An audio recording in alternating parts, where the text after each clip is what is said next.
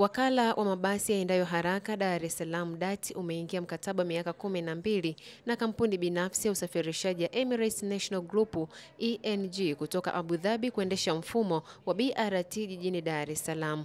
Mkataba huo ulisainiwa rasmi Ijumaa, ukiashiria hatua muhimu katika jitihada za serikali kuboresha huduma za usafiri wa umma katika jiji la kibiashara.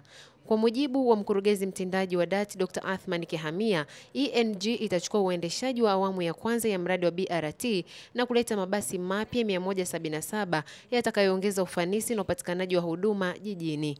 Mchakato huo ulianza mwaka 2017 kupitia mfumo wa ubia kati ya sekta ya umma na binafsi PPP, lakini ulipata changamoto za kimajadiliano kuhusu viwango vya nauli na mfumo wa usuluhishi.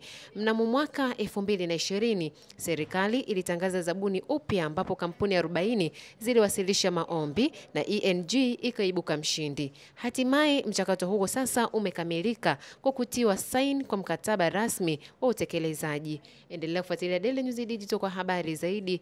Jina langu ni Shununa Haji.